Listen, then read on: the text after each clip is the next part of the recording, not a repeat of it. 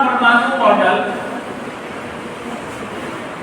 Rutherford का परमाणु model का जो प्रारंभ किया गया था उसमें ये बताया गया कि रदरफोर्ड ने परमाणु के संदर्भ में जानकारी देने का काम 1909 से लेकर 1913 तक किया था।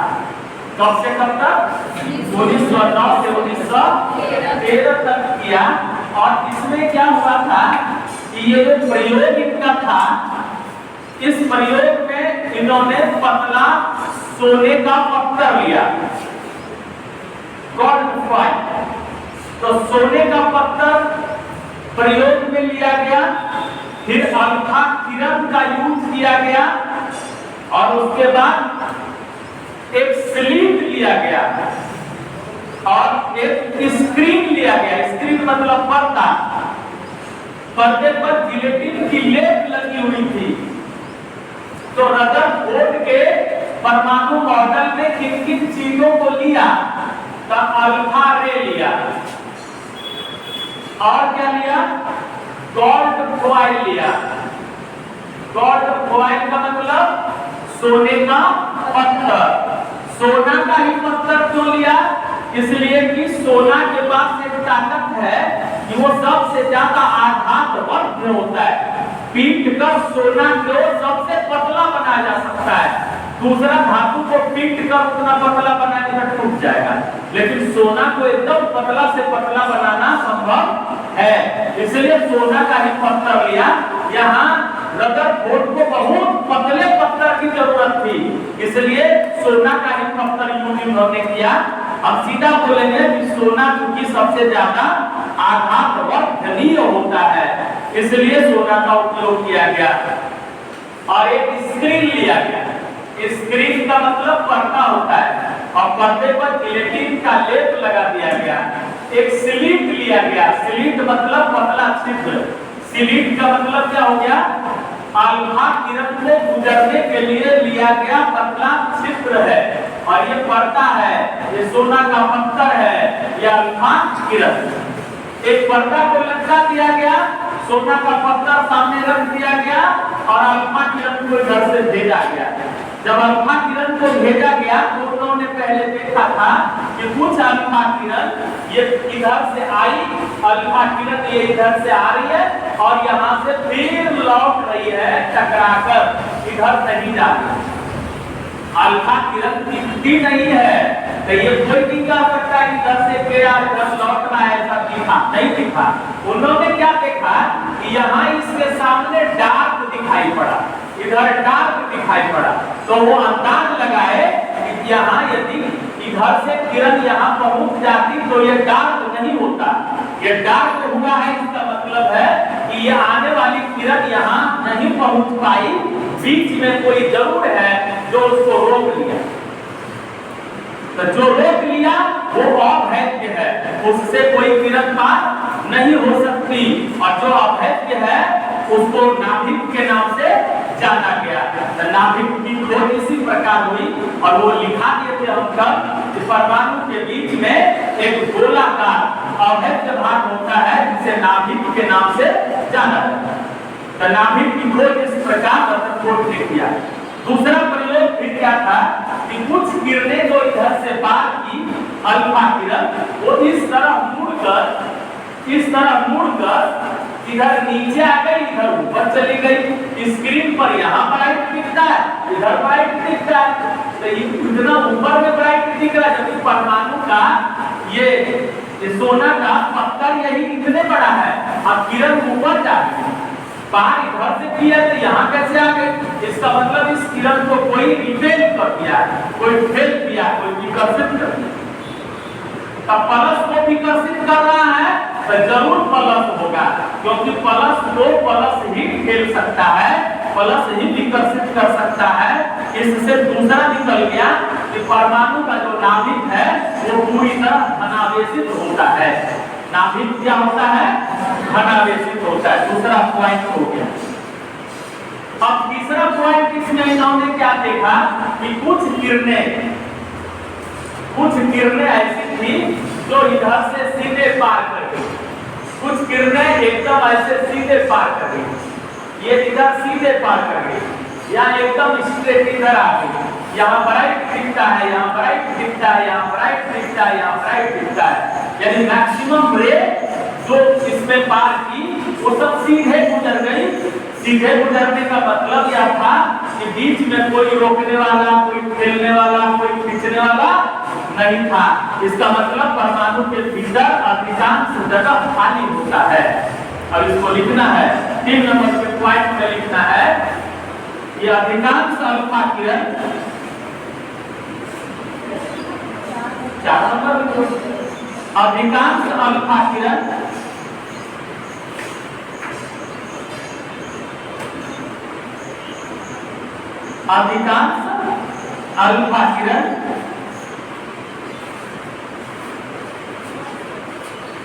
बिना विचलित हुए स्वर्ण पत्ता से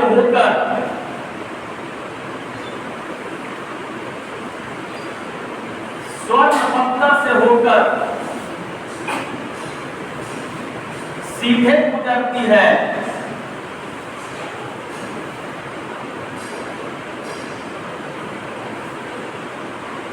जिससे स्पष्ट होता है कि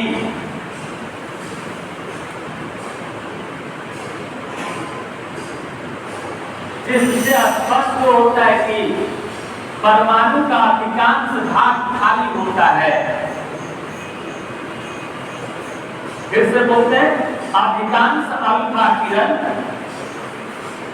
स्वर्ण पत्थर से होकर सीधे गुजरती है, जिससे स्पष्ट होता है कि परमाणु का अधिकांश भाग खाली होता है।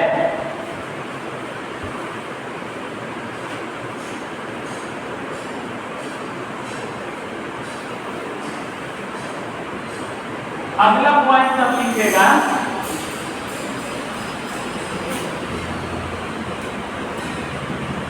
रदरफोर्ड ने बताया कि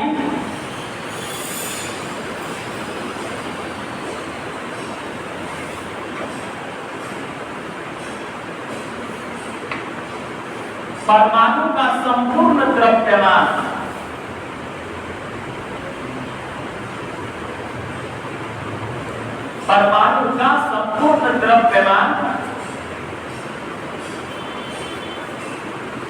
उसके केंद्र में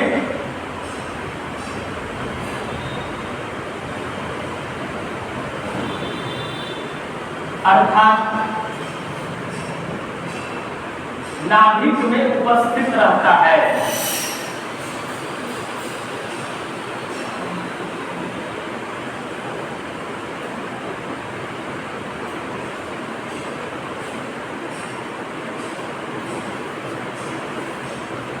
अगला नंबर लिखना है,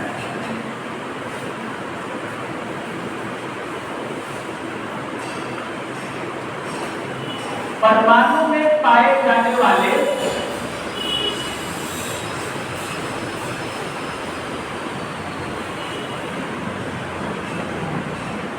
ऋणावेशित कण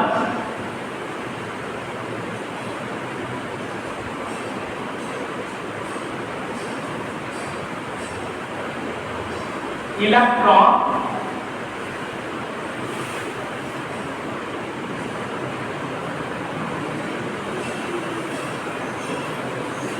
नाभिक के चारों ओर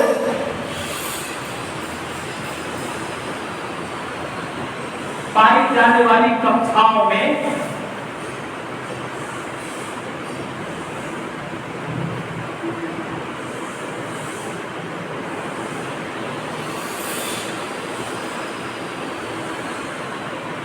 घूमते रहता है।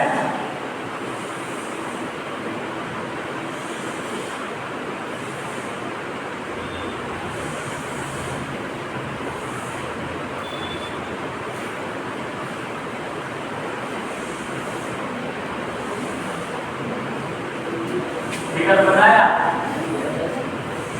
रदरफोर्ड का परमाणु मॉडल हो गया। रदरफोर्ड के परमाणु मॉडल को याद रखना जरूरी है। कितने पॉइंट इसमें लिखाए गए हैं। तब इसको पॉइंट वाइज जानना यह है कि रदरफोर्ड ने ये बताया कि परमाणु के बीच में नाभिक है। फिर उन्होंने बताया कि परमाणु का जो नाभिक है ये अभेद्य है, इसको कोई किरण भेद नहीं सकती। फिर इन्होंने बताया कि परमाणु के नाभिक में धन आवेश पाया जाता है। फिर इन्होंने बताया कि परमाणु के भीतर अधिकांश जगह खाली है। फिर इन्होंने बताया कि परमाणु के नाभिक के चारों तरफ कक्षाएं होती है, उन कक्षाओं में इलेक्ट्रॉन पाया जाता है। कक्षाओं में इलेक्ट्रॉन घूमते रहता है, चक्कर लगाते हैं। इतनी बात इन्होंने बता दिया। यही है रदरफोर्ड का परमाणु मॉडल। रदरफोर्ड का परमाणु मॉडल याद रहेगा कि नहीं? जो जो चीज उन्होंने बताया था उसको पॉइंट वाइज तुमको लिखना है। कॉपी में कुछ भी लिखा हुआ है, तुमको सीधा समझ जाना है। रदरफोर्ड के परमाणु मॉडल में उन्होंने परमाणु के संबंध में जैसे लिखना है, रदरफोर्ड ने प्रयोग किया, प्रयोग करने के बाद परमाणु के संदर्भ में निम्नलिखित जानकारी दी। उन जानकारियों को ही रदरफोर्ड के परमाणु मॉडल के नाम से जाना जाता है। क्या जानकारी दी? एक नंबर में लिखना होगा कि उन्होंने बताया कि परमाणु के बीच में नाभिक पाया जाता है। दूसरी बात, उन्होंने बताया कि नाभिक अभेद्य होता है। तीसरी बात, उन्होंने बताया कि नाभिक के बीच में नाभिक में धन आवेश पाया जाता है। फिर अगला बात उन्होंने क्या बताया कि अधिकांश परमाणु का अधिकांश भाग खाली होता है। फिर उन्होंने बताया कि कक्षाएं होती है, उसी में इलेक्ट्रॉन चक्कर लगाता है। कहाँ जरूरी है जो कॉपी में लिखा है इसको रखना पड़ेगा, चीनी मिला के पीना पड़ेगा, वो लिखना पड़ेगा, मुझे क्या समझ जाना है, लिख देना इसको। फिर भी कॉपी में लिखा दिया इसलिए कि कभी भूलने लगोगे तो निकाल के देखोगे तो रिवाइज करने के लिए, रिमाइंड करने के लिए कॉपी में लिखा है। लेकिन रदरफोर्ड का परमाणु मॉडल अभी याद हो जाना चाहिए। कब किया रदरफोर्ड के परमाणु का मॉडल कब किया? 1909 से 1913 किया। कब? 13 शुरू किया प्रयोग 1909। और प्रयोग उनका क्या था? सोना का पत्थर लिया, अल्फा किरण लिया, स्लिट लिया, स्क्रीन लिया और सोने के पत्थर पर अल्फा किरण का प्रहार कराया। प्रहार कराने के बाद पीछे जो पर्दा था, पर्दा पर उन्होंने जो जो चीज देखा उसके आधार पर उन्होंने निष्कर्ष निकाला। तब क्या देखा कि बीच में डार्क भाग हो गया। इसका मतलब है कि कोई किरण, अल्फा किरण बीच वाले भाग से नहीं आ पाई, उसको नाभिक कर दिया। कुछ किरणें इधर से पार की तो एकदम विकसित हो गई, यानी उसको पुश कर दिया। जब पुश कर रहा प्लस तो इसका मतलब नाभिक भी प्लस है। अधिकांश किरणें खाली स्थान से होकर गुजर गई, एकदम सीधे गुजर गई, कोई उसको तंग नहीं किया, कोई उसको ठेला नहीं, उसकी दिशा नहीं बदली। इसका मतलब एकदम खाली जगह था गुजरने के लिए। इसलिए उन्होंने बोला कि परमाणु के भीतर का अधिकांश भाग खाली होता है और परमाणु के पास बाहर से ये कक्षाएं हैं, ये कक्षाएं हैं। इन्होंने बताया ऐसी कक्षा है, इसी कक्षा पर इलेक्ट्रॉन चक्कर लगाता है। तो ये सब बात रदरफोर्ड का परमाणु मॉडल था। अब तुमको जानना रदरफोर्ड ने ये सारी जो बातें बताई क्या सब सही बता दिया? नहीं, इसमें कुछ गलती नहीं बताई। तो उसको हम लिखेंगे रदरफोर्ड के परमाणु मॉडल का दोष। क्या क्या गलती इसमें इन्होंने बताया? जरा सही को दोष, रदरफोर्ड के परमाणु मॉडल का दोष।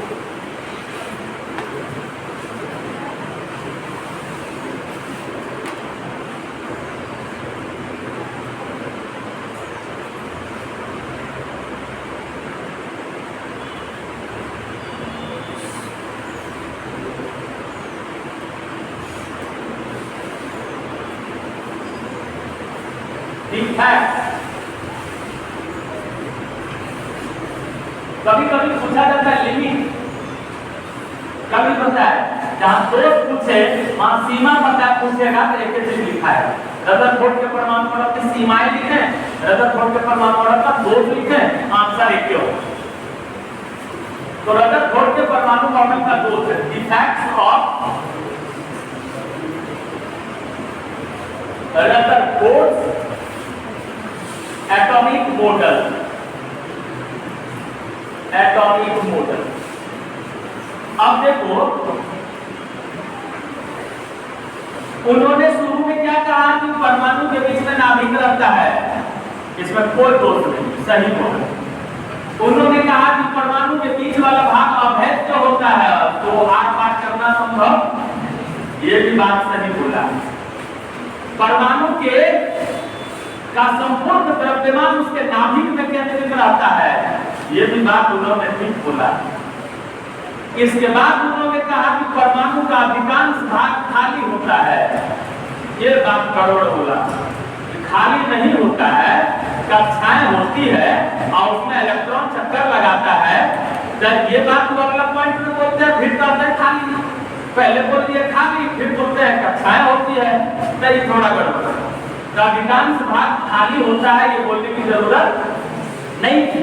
तो हम एक नंबर में देंगे कि फैक्ट में कि परमाणु के भीतर में खाली स्थान होते हैं, ऐसा नहीं कहा जा सकता है। वहां कक्षाएं होती है और उन कक्षाओं में इलेक्ट्रॉन पाए जाते हैं। तो यहाँ लिखो एक नंबर, रदरफोर्ड ने परमाणु के भीतर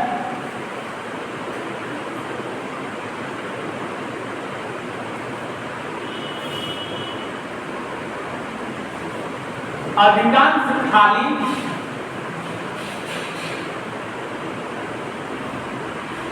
स्थान बताया,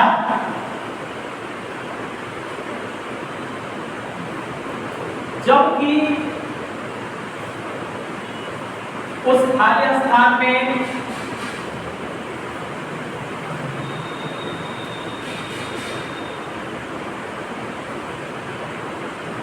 कक्षाएं एवं उन कक्षाओं में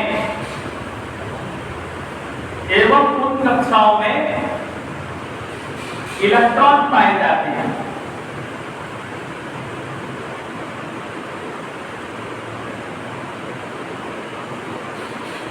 उन कक्षाओं में इलेक्ट्रॉन पाए जाते हैं। दूसरा पॉइंट सुन लो तब लिखना। उन्होंने बताया कि कक्षाओं में इलेक्ट्रॉन चक्कर लगाता है, लिखा है रदरफोर्ड के परमाणु मॉडल में क्या था कि कक्षाओं में इलेक्ट्रॉन चक्कर लगाता है। अब कक्षाओं में इलेक्ट्रॉन चक्कर लगाएगा ऐसे ऐसे ऐसे चक्कर लगाएगा, तो उसकी ऊर्जा घटने लगेगी। किसकी ऊर्जा घटने लगेगी? इलेक्ट्रॉन की ऊर्जा घटने लगेगी। हम लोग भी चक्कर लगाने लगेंगे तो ऊर्जा घटने लगेगी कि बढ़ने लगेगी? घटने लगेगी। एक चक्कर लगाएंगे जितना दुरुस्त होगा, दूसरा चक्कर में चाल घट जाएगी, तीसरा चक्कर में और घटेगी, 4 चक्कर लगा दें, 5 चक्कर लगा दें, लेकिन फिर धीरे धीरे रुक जाना पड़ेगा। तो उसी तरह यदि इसी तरह चक्कर लगाते रहेगी तो ऊर्जा का क्षय हो जाएगा, और ऊर्जा का क्षय होगा तो कक्षाएं छोटी होती जाएगी और अंत में घूमते घूमते घूमते घूमते इलेक्ट्रॉन को नाभिक में कूद जाना पड़ेगा और फिर परमाणु का अस्तित्व खत्म हो जाएगा। यदि वो कंसेप्ट रहा घूमने वाला तो परमाणु अस्थिर नहीं रहेगा, इसलिए वो कंसेप्ट गलत है। ये बात बोर ने बताया। किसने बताया था? निल्स बोर ने कहा कि घूमता नहीं है, अपने ही कक्षा में रहता है, उसमें कक्षा परिवर्तन नहीं होता है और उसकी ऊर्जा अस्थायी होती है। ऊर्जा स्थायी होने का मतलब क्या है कि यदि ये कक्षा में घूम रहा है तो जो इलेक्ट्रॉन इसमें घूम रहा है इसी में घूमते रहेगा, इसी में घूमते रहेगा, इसकी ऊर्जा अस्थायी होगी, इसकी ऊर्जा अपनी होगी, ऊर्जा में कोई परिवर्तन नहीं। ऊर्जा में परिवर्तन होता है तब जब ये कक्षा बदल देती है, इसलिए अपनी अस्थायी कक्षा में घूमता है। तो हम अगला नंबर लिखेंगे, ये दोष में बताएंगे कि रदरफोर्ड ने बताया कि कक्षाओं में इलेक्ट्रॉन रदरफोर्ड ने बताया कि कक्षाओं में इलेक्ट्रॉन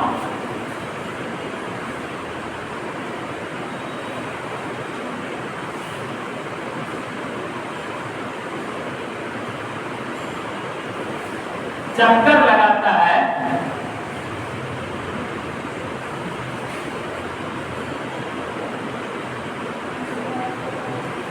इससे उसकी ऊर्जा का ह्रास होगा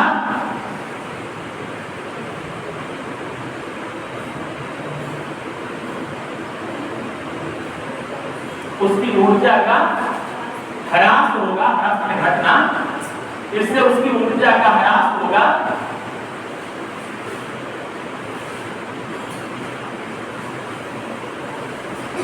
जिससे कक्षा की त्रिज्या घटेगी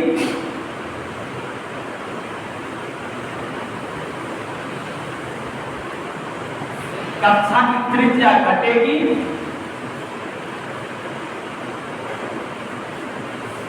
और इलेक्ट्रॉन के नाभिक में कूदने की स्थिति उत्पन्न हो जाएगी।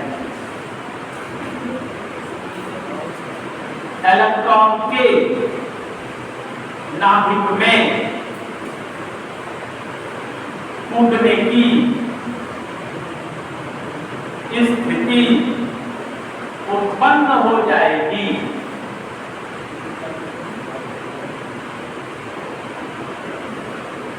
लिखाने से ज्यादा सुनाकर याद कराना चाहते हैं, समझ रहा है? तो धीरे धीरे बोलते हैं कि चीज को दोबारा बोलते हैं, 3 बार बोलते हैं। उसका उद्देश्य क्या होता है कि तुम लिख लो, लेकिन लिखने से ज्यादा बार बार सुनने के बाद यही याद करो उसको। खाली लिखने वाला काम नहीं करना है, लिखने वाला काम सेकेंडरी है। पहला काम क्या है? सुनकर अच्छा से सीखना, समझना, इसीलिए उसको रिपीट करना। दोनों काम करते जाना है। ऐसा मत सोचना कि तुम खाली उतारने का काम कर रहे हो। तुम ऐसा सोच के उतारोगे ना तो खाली उतारने वाला बन जाएगा। अब तुम सोच लेगा कि सर बोल रहे का हमको सिखाने के लिए, तो तुम सीखने का प्रयास करेगा तो सीख जाए, यही याद हो जाएगा, घर में रखना नहीं पड़ेगा। तो तुम जैसा चाहोगे वैसा पता चलेगा। अब ये देखो, तब इसका आधार पर उन्होंने क्या कहा कि घूमता है कक्षाओं में। दूसरे वैज्ञानिक ने कहा कि घूमेगा तो ऊर्जा घटेगी, ऊर्जा घटेगी तो त्रिज्या छोटी होगी और नाभिक में कूदना पड़ेगा, इसलिए घूमने वाली बात नहीं। तब उसके आधार पर क्या है, घूमती है, इलेक्ट्रॉन चक्कर लगाते हैं, लेकिन अस्थायी कक्षा, वो बाद में होता है, अस्थायी कक्षा में चक्कर लगा। अब दूसरा लिखो कि कुछ चीज और बताना था जो उन्होंने नहीं बताया। लिखो नहीं, ये नहीं, सुनो। क्या कुछ चीज बताना था? बताना था कि कक्षा में कितना इलेक्ट्रॉन रहता है, के जो कक्षा रहती है, ये सब चीज उन्होंने नहीं बताया।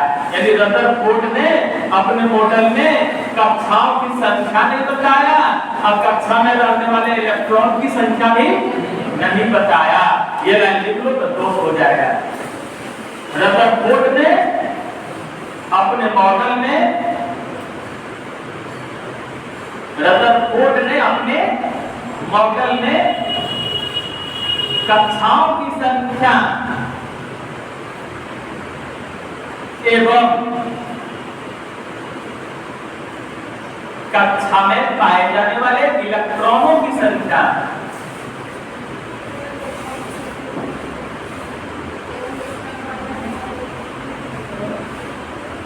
एवं कक्षा में पाए जाने वाले इलेक्ट्रॉनों की संख्या संबंधी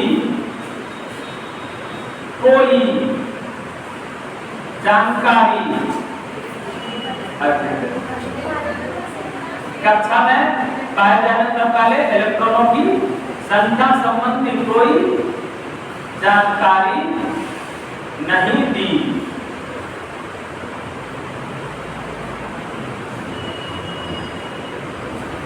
रदरफोर्ड का परमाणु मॉडल भी हो गया और रदरफोर्ड के परमाणु मॉडल का दोष भी हो गया। अब अच्छा से सांस ले लो, तो अगले से शुरू करें। अब आगे क्या पड़ेगा ये बोलो, क्या छोटी बात है?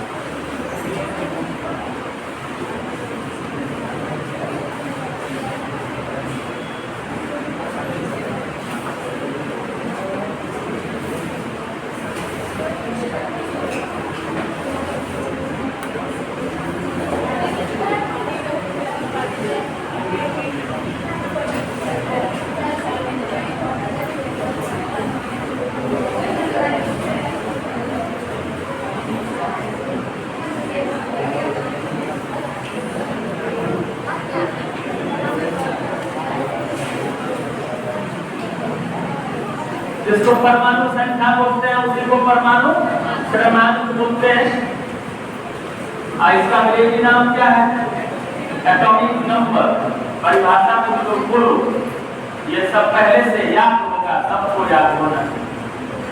परमाणु संख्या किसे कहते हैं या परमाणु क्रमांक किसे कहते हैं, इसको बोलना है। कोई भी बोलो तो खड़ा होके।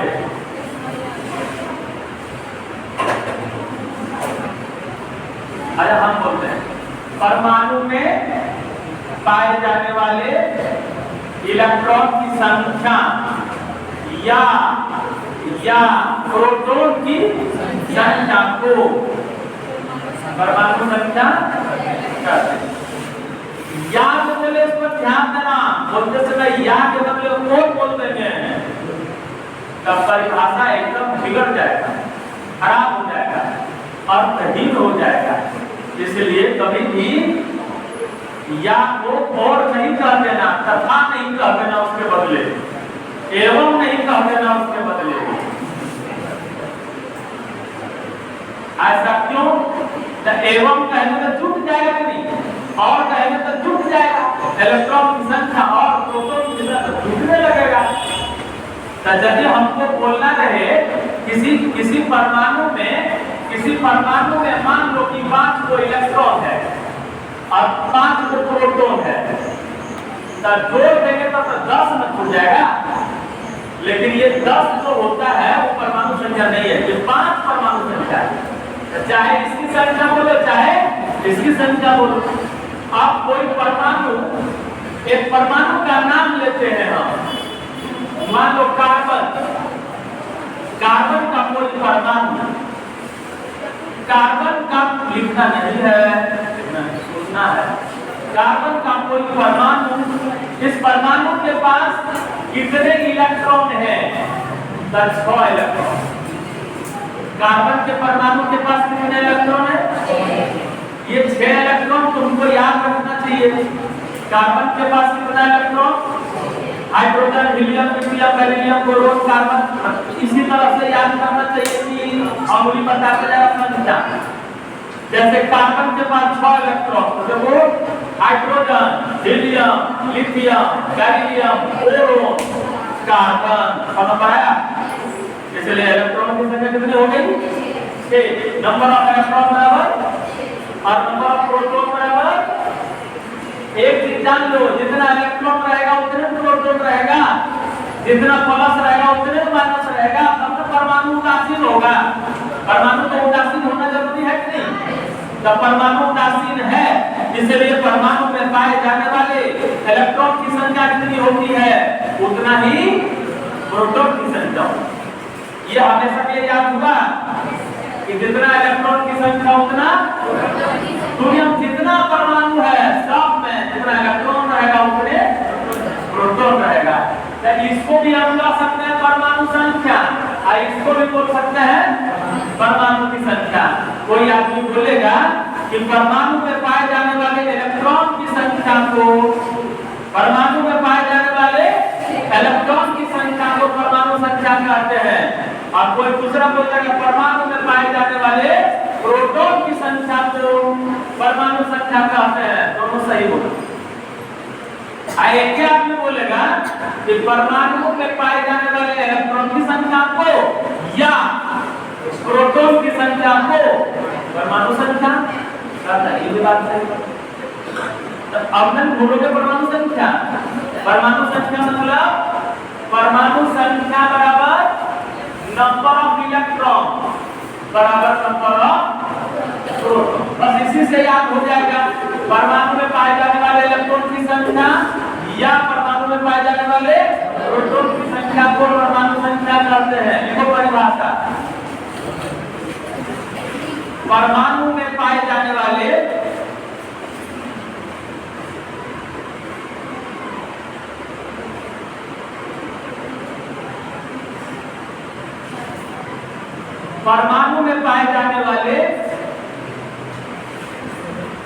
इलेक्ट्रॉन की संख्या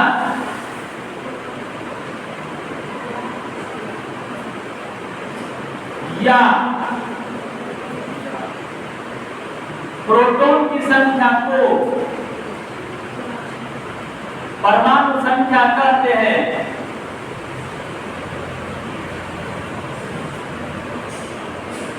तुम लोग बोलो कि जहां या लिखा हुआ है वहां हम दूसरा कोड वर्ड यूज कर सकते हैं। आप हवा नहीं कर सकते हैं या हवा ऐसी चीज होता नहीं है। आप हवा नहीं बोलेंगे तो परिभाषा सही हो जाएगा। अब अंग्रेजी में भी परिभाषा याद रखना चाहिए। Number of electron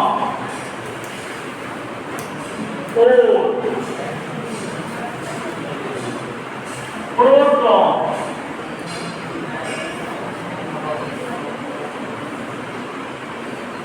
present in an atom is called atomic number.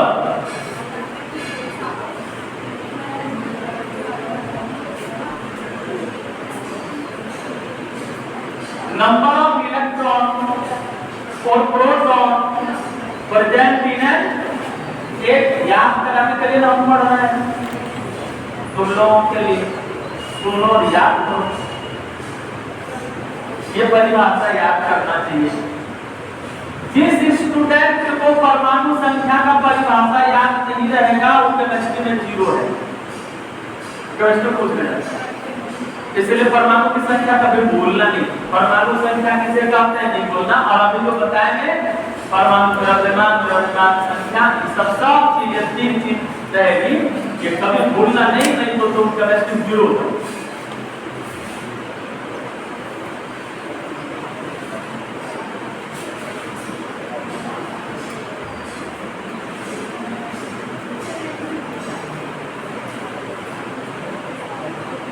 Oxygen का एटॉमिक नंबर कितना है? ऑक्सीजन का एटॉमिक नंबर 8। ऑक्सीजन का एटॉमिक नंबर, इसका मतलब ऑक्सीजन के एक परमाणु के पास 8 इलेक्ट्रॉन है और 8 प्रोटॉन है। 8 इलेक्ट्रॉन और 8 प्रोटॉन।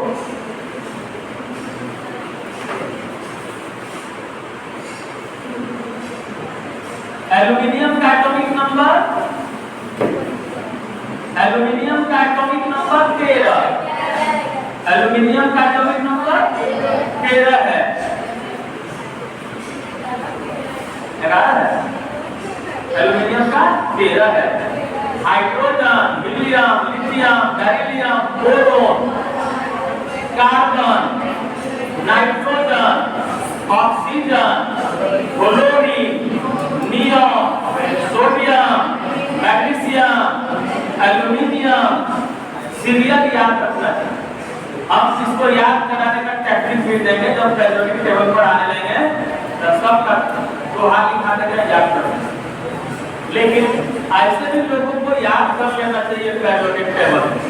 अब यहाँ देखो नंबर ऑफ इलेक्ट्रॉन ये बताए। अब यहाँ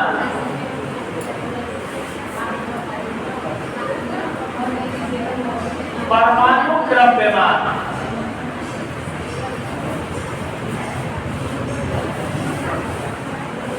परमाणु द्रव्यमान एटॉमिक मास।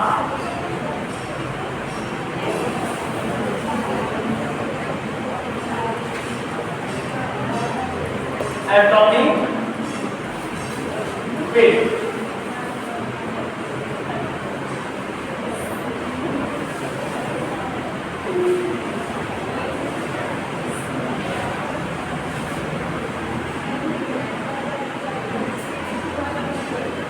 द्रव्यमान संख्या, अंग्रेजी नाम मास नंबर। अब इसको जरा सा समझो। परमाणु में परमाणु द्रव्यमान का मतलब परमाणु का द्रव्यमान, परमाणु कितना भारी है।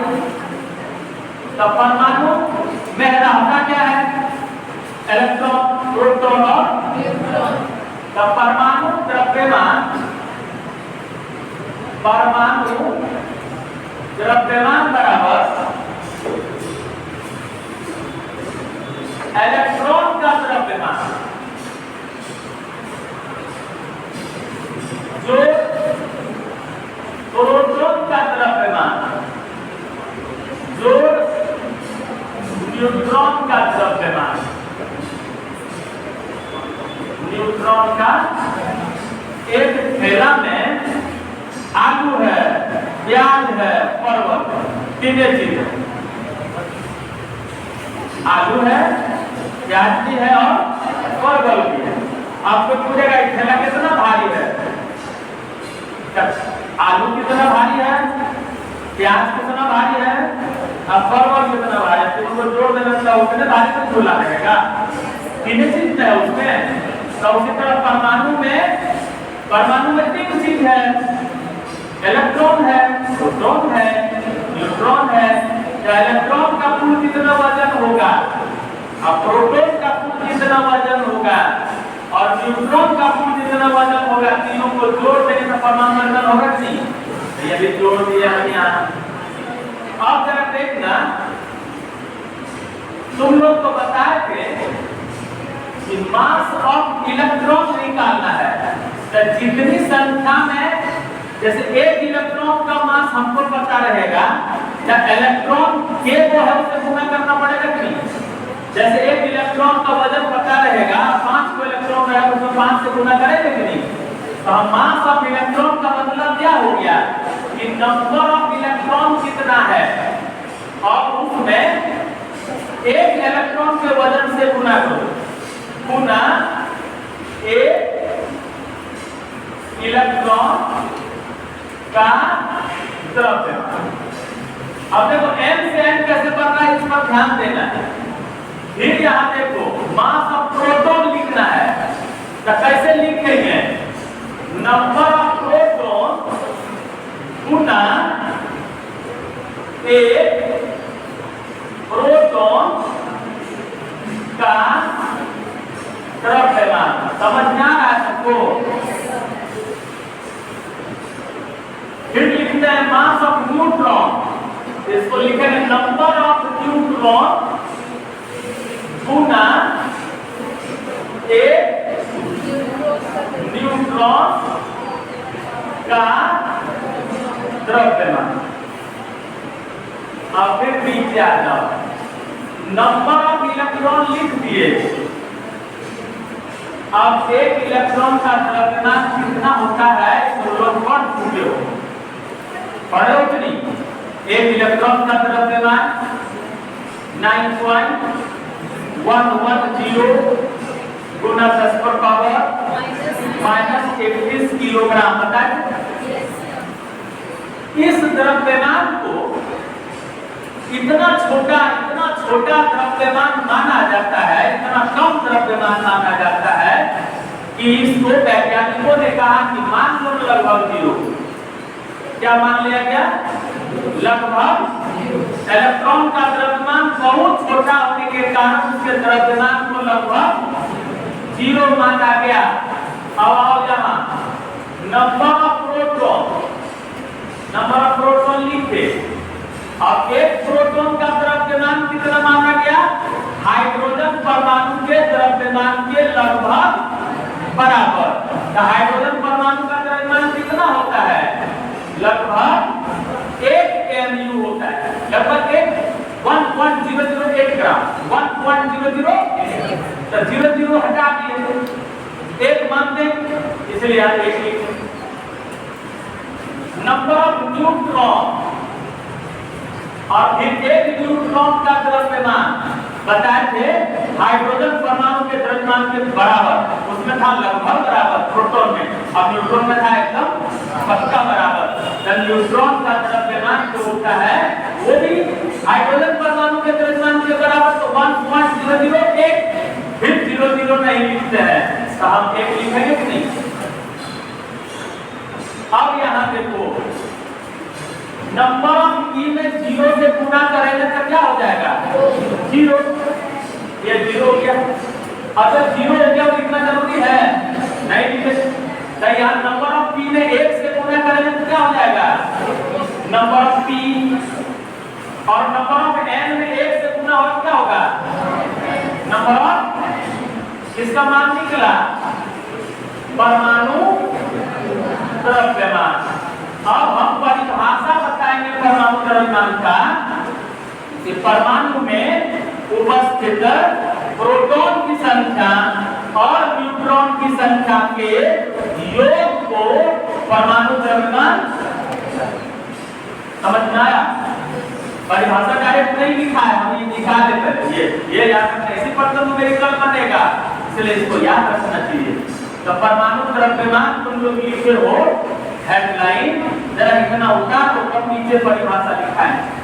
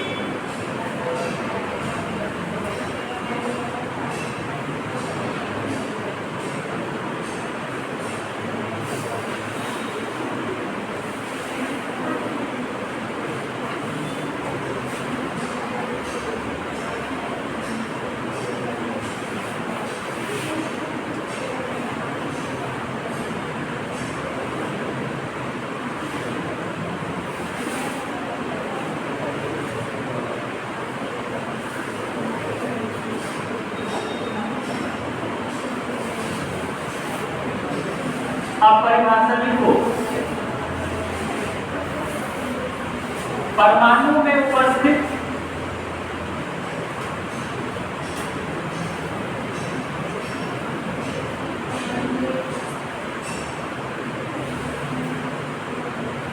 प्रोटॉन एवं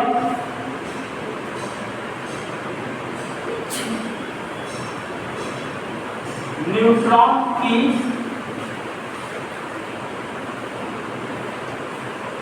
कुल संख्या को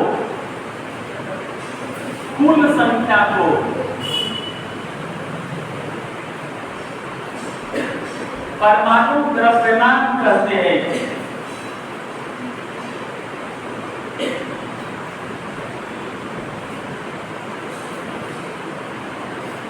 कुल संख्या को परमाणु द्रव्यमान कहते हैं।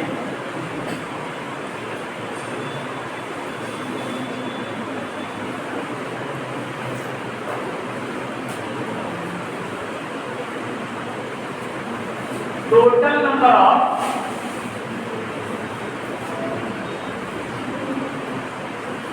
Proton and neutron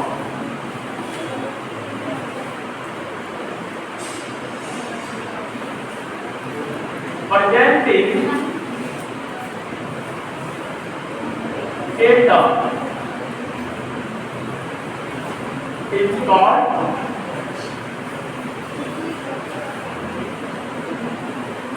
mass number.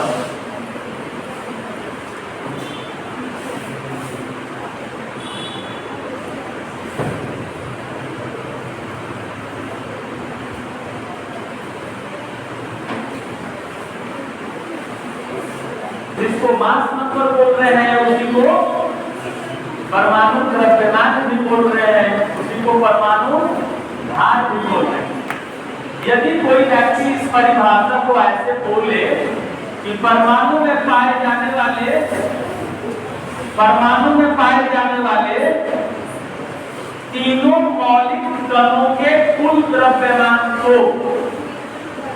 परमाणु द्रव्यमान कहते हैं, तो सही हो जाएगा।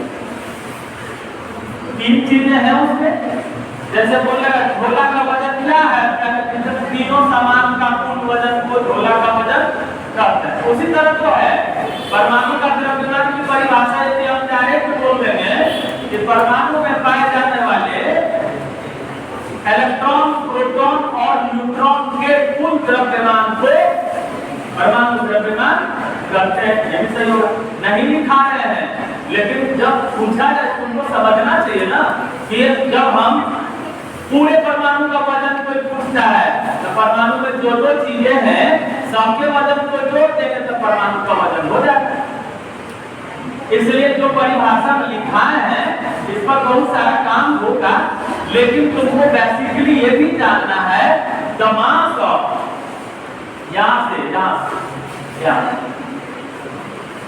परमाणु द्रव्यमान की परिभाषा यहीं से बोलेगा क्या mass of electron plus mass of proton plus mass of neutron जो एटॉमिक मास कहते हैं परमाणु द्रव्यमान का। परिभाषा गलत होगा क्या?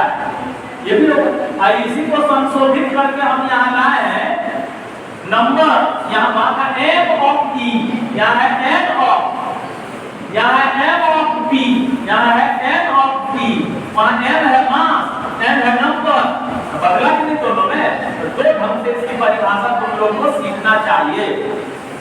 संख्या के आधार पर बोलोगे तो यहाँ से हो जाएगा, और m के आधार पर, मास के आधार पर बोलोगे तो यहाँ से हो जाएगा। तो यहाँ से परिभाषा क्या बोल सकते हैं परमाणु द्रव्यमान का? परमाणु में पाए जाने वाले इलेक्ट्रॉन के द्रव्यमान और प्रोटॉन के द्रव्यमान एवं न्यूट्रॉन के द्रव्यमान के योग को परमाणु द्रव्यमान या परमाणु भार कहते हैं। लेकिन उसको द्रव्यमान संख्या नहीं बोल सकते हैं। द्रव्यमान संख्या के लिए संख्या में आना पड़ेगा, n में आना पड़ेगा। अभी हम लिखा है जिसको परमाणु द्रव्यमान कहते हैं उसी को परमाणु द्रव्यमान संख्या भी कहते हैं। तब यहाँ से यदि हम परिभाषा बोलेंगे तो परमाणु द्रव्यमान का रहेगा, द्रव्यमान संख्या नहीं बनेगा। यहाँ गड़बड़ है, समझ में आता है? उल्टा बोलता है क्या? मास बोलेंगे तो परमाणु द्रव्यमान होगा। मास अंग्रेजी शब्द है द्रव्यमान का ना, अगर द्रव्यमान संख्या बोलेंगे तो नंबर देना पड़ेगा, n वाला शुरू करना पड़ेगा, इसलिए ये द्रव्यमान संख्या की परिभाषा होगी। और परमाणु द्रव्यमान की भी परिभाषा ये हो जाएगी, यानी ये दोनों की परिभाषा है। लेकिन यहाँ से बोलेंगे तो दोनों की परिभाषा नहीं होगी, यहाँ सिर्फ द्रव्यमान की परिभाषा, परमाणु द्रव्यमान, और यहाँ परमाणु द्रव्यमान की भी परिभाषा, द्रव्यमान संख्या की भी परिभाषा, दोनों यहाँ से आए। क्योंकि गुना एक एक करके हम m को n में बदल दिए। समझ में आया?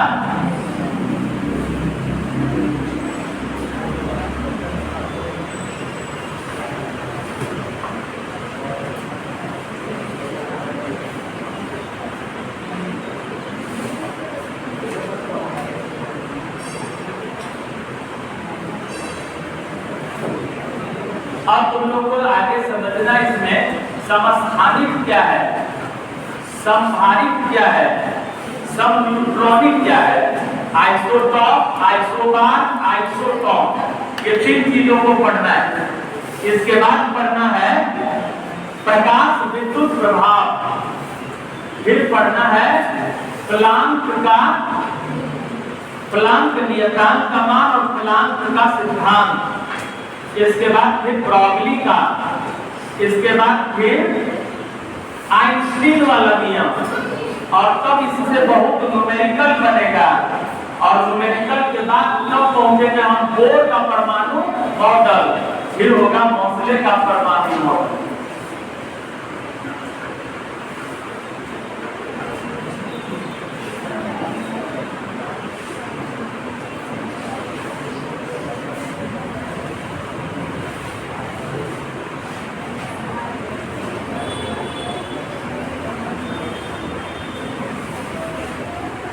समस्थानिक, एक ही स्थान पर स्थित, इसका अर्थ निकालें। सम जो स्थान और जो टिक लगा है ना, तो इसको हम बोलेंगे एक ही स्थान पर रहने वाला। स्थान को इंडिकेट कौन करता है? पेरियोडिक टेबल में स्थान को इंडिकेट कौन करता है? परमाणु संख्या। परमाणु संख्या के आधार पर आधुनिक आवर्त सारणी में तत्वों को सजाया गया है। किस आधार पर सजाया गया? आधुनिक आवर्त सारणी में किस आधार पर सजाया गया? परमाणु संख्या या परमाणु क्रमांक के आधार पर। तो समस्थानिक को अंग्रेजी में कहते हैं आइसोटॉप्स। अब जैसे हम एक आइसोटॉप लिखते हैं H11, H12, H13, इसका नाम है प्रॉक्टियम।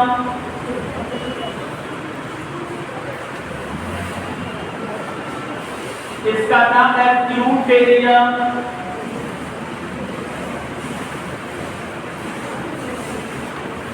इसका नाम है ट्राइटियम।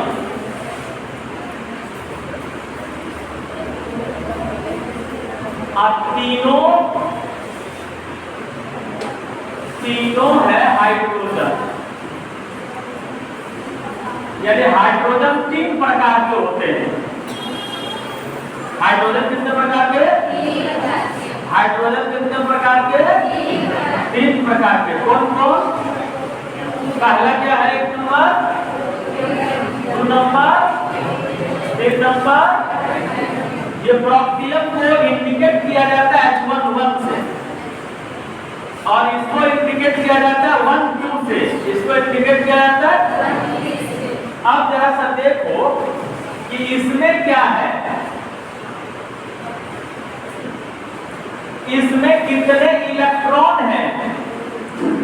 तो नीचे जो है ना वो बता रहा है इलेक्ट्रॉन, ये नीचे वाला क्या बता रहा है? तो नंबर ऑफ इलेक्ट्रॉन बराबर, और तुम लोग को बताए कि जितना इलेक्ट्रॉन रहता है उतने प्रोटॉन रहता है। तब प्रोटॉन की संख्या भी हम लिखेंगे तो एक ही ना होगा, और न्यूट्रॉन की संख्या जो निकालना है वो कैसे निकलता है? तो तुम लोग को पता है मास नंबर बराबर, अभी द्रव्यमान संख्या बराबर बताए थे number of proton plus number of. जब हमको नंबर ऑफ न्यूट्रॉन निकालना रहेगा तो ये मास नंबर में,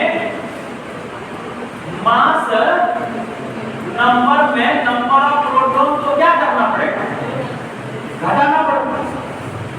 समीकरण इधर जाकर होगा, माइनस हो जाएगा, तो ये घटाना पड़ेगा।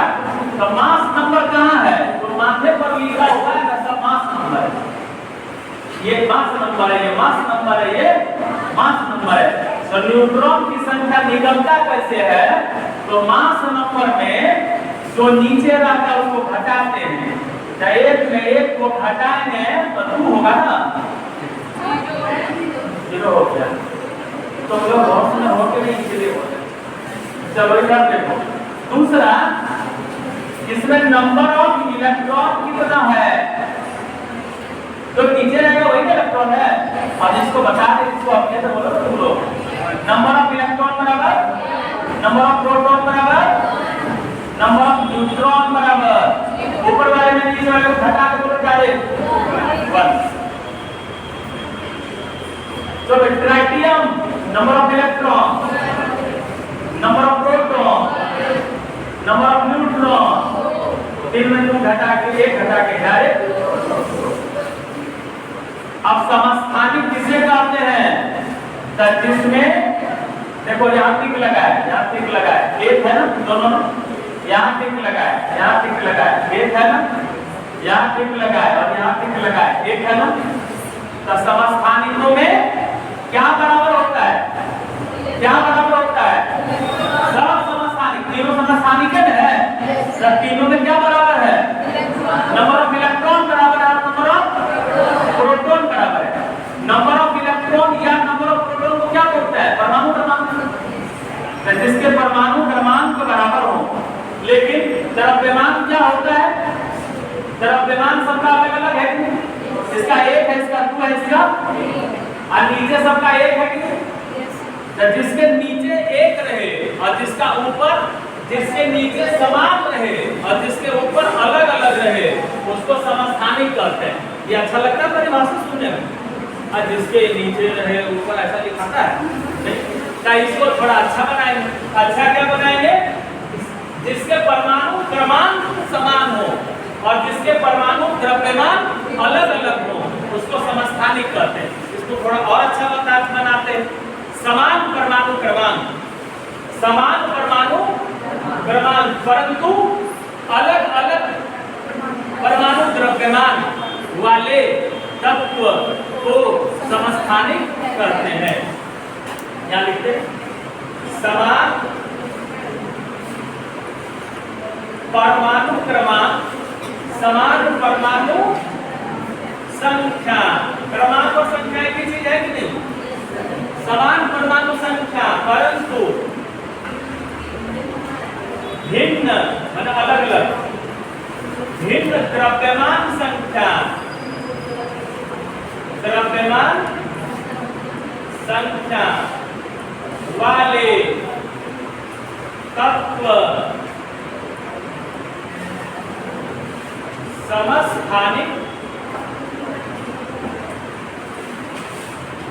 कहलाते हैं।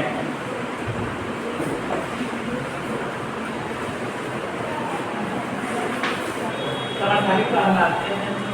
जल्दी उतारो, जल्दी उतारो।